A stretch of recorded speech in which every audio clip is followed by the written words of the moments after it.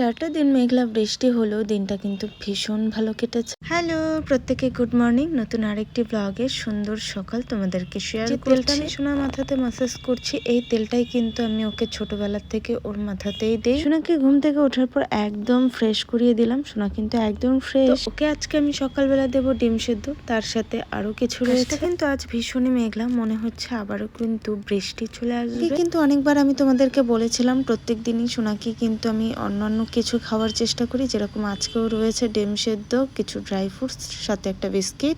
বেশ কিছুদিন আগে পেঁয়াজগুলো জিও মার্টে অর্ডার করেছিল, 5 টাকার পেঁয়াজ এতগুলো দিয়েছে আমাদের। কিন্তু বেশ কিছুদিন হয়ে গেল এই পেঁয়াজ দিয়েই চলছে। বেশ অনেকদিন পর কিন্তু করব কাবলি ছোলার ঘুগনি, যেটা খেতে একটু মিষ্টি মিষ্টি। তো এর আগে বলেছিলাম যে মটর ছোলা দুটোরই খাওয়া হচ্ছে, কাবলি ছোলার ঘুগনি কিন্তু খাওয়া। কালকে ভিজে রেখেছিলাম ছোলাগুলোকে, ছোলা ভিজে কিন্তু ফুলে উঠেছে। ফোড়নে দিয়ে দিলাম কালো জিরে, গোটা গরম মশলা, শুকনো লঙ্কা, সাথে কিন্তু পেঁয়াজ কুচিগুলো দিয়েছি। এই কাবলি ছোলা কিন্তু বিশেষ করে পুরি বা নান পুরি এগুলোর সাথে খেতে কিন্তু দারুণ লাগে।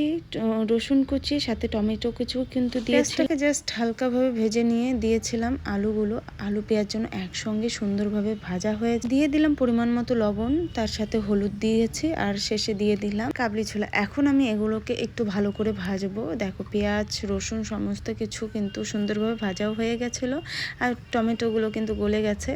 তো একটু ভাজা ভাজা হয়ে যাওয়ার পর কিন্তু আমি দিয়ে দিলাম যেগুলো দিয়ে আমি সুন্দরভাবে কষিয়ে নিলাম। তারপর এই ঘুগনিতে কিন্তু আমি একটা দারুণ জিনিস দেবো, সেটা হলো কাসুরি মেথি। এই কাসুরি মেথি দিলে কিন্তু সুন্দর একটা ফ্লেভার আসে, আর খেতেও কিন্তু দুর্দান্ত লাগে। জাস্ট হালকাভাবে একটু ভেজে নিয়েছিলাম, একদম গ্যাসের ফ্লেমটা কম করে, সুন্দর একটা ফ্লেভারও এসেছিল। হাতে একটু ডলে দিয়ে দিলাম।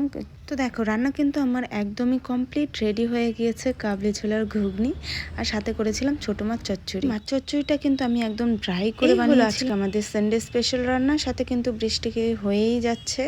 রান্না কমপ্লিট করে নেওয়ার পর আমি খেয়ে নিলাম। সকালবেলা করেছিলাম ভাত ভাজা, তার সাথে ছিল ডিম সেদ্ধ।